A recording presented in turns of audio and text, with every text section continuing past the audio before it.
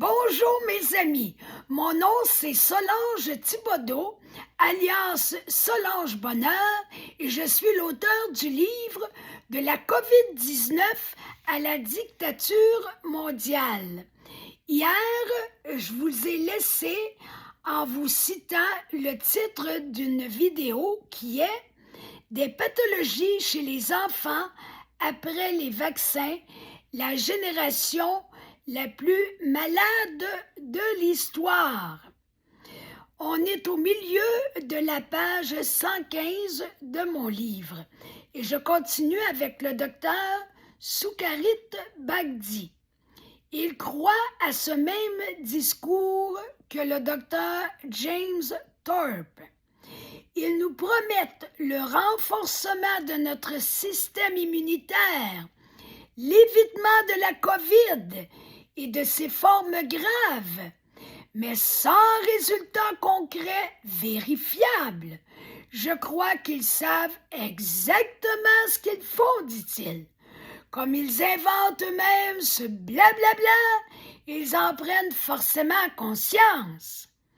Au départ, à la première injection, un sentiment de protection envahit bien des gens, mais ils ignorent qu'après celle-ci, ils doivent vivre avec un système immunitaire modifié, moins bon, moins performant, moins efficace. C'est ça que ça veut dire en bon français. Cette altération de leur santé diffère d'une personne à l'autre, sauf que leur système immunitaire ne fonctionne plus aussi efficacement à force de recevoir de multiples injections. Les virus à venir d'origine humaine ou non referont surface, mais l'immunité naturelle perturbée des personnes injectées les combattra difficilement à cause des dégâts occasionnés par ces faux vaccins.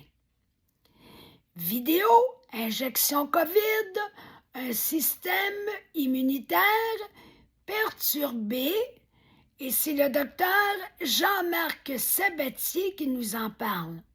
Il est directeur de recherche au CNRS et biologiste. Il a placé cette vidéo le 28 mai 2023 sur YouTube.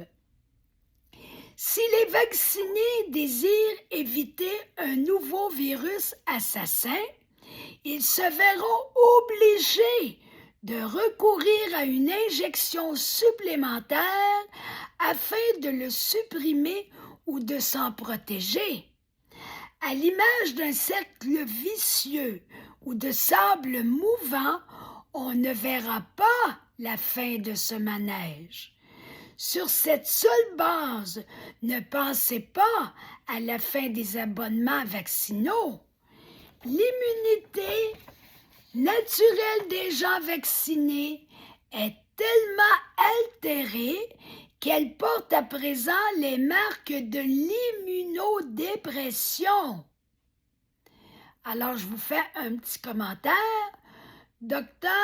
Gert van der Busch ainsi que de nombreux experts internationaux nous avertissent depuis des mois que ces injections risquent de bloquer nos défenses immunitaires, ce qui menace les injectés car ils se retrouvent en situation de danger permanent.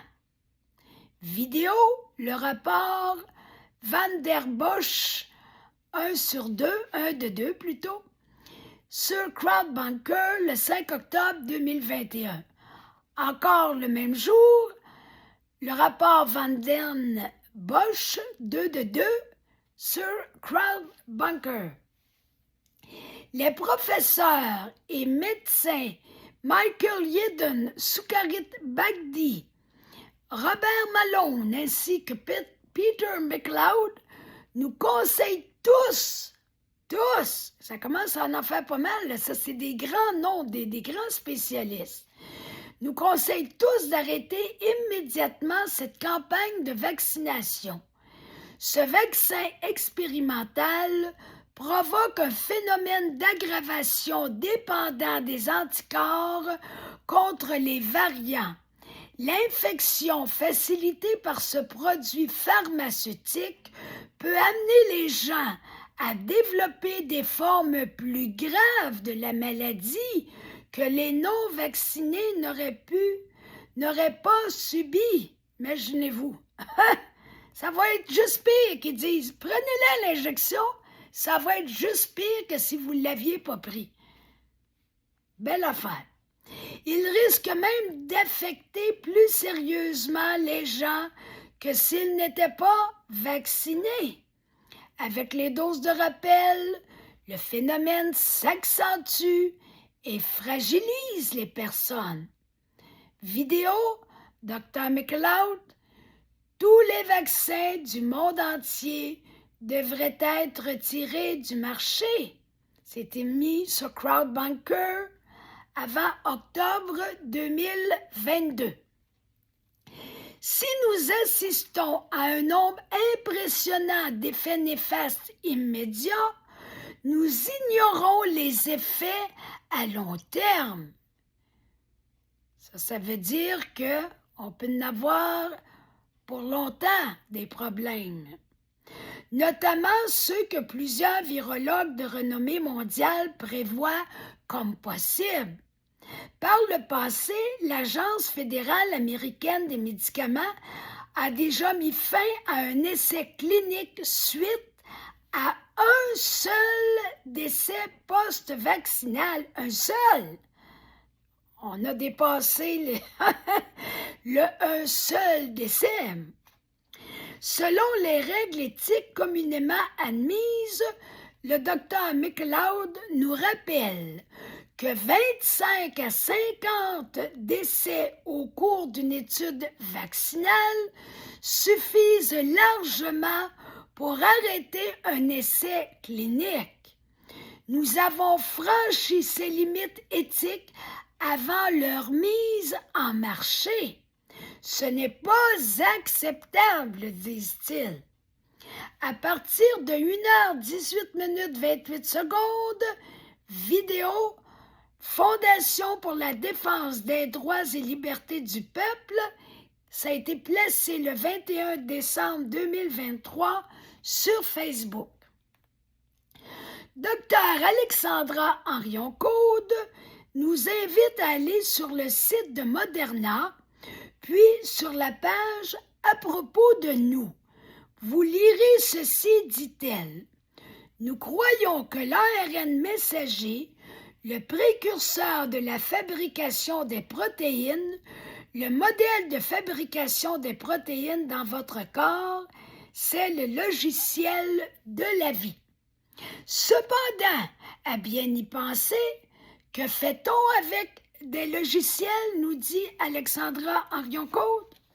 On les crée et ensuite on cherche constamment à les améliorer.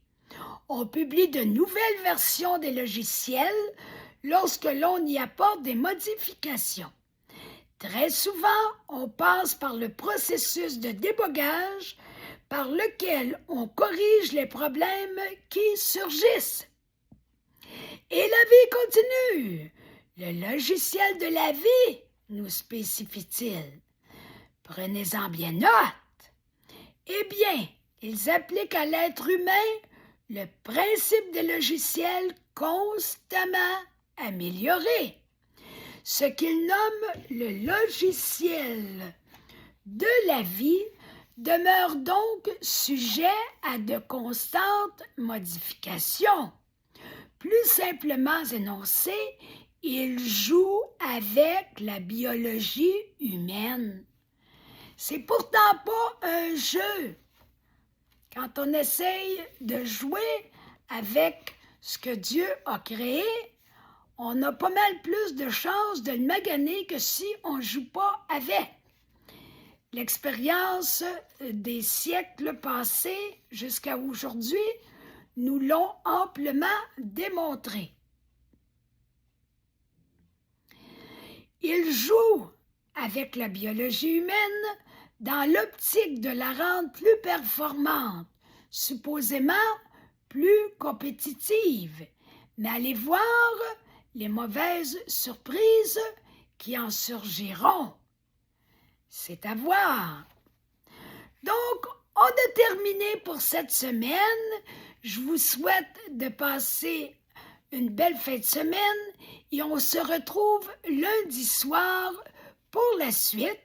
Mais n'oubliez pas de liker la vidéo, de la partager, de vous abonner à ma chaîne et à m'écrire à solangebonheur60@gmail.com pour recevoir votre copie de mon livre en format papier ou en format numérique selon vos goûts. Alors, à bientôt pour la suite. Bonne fin de journée.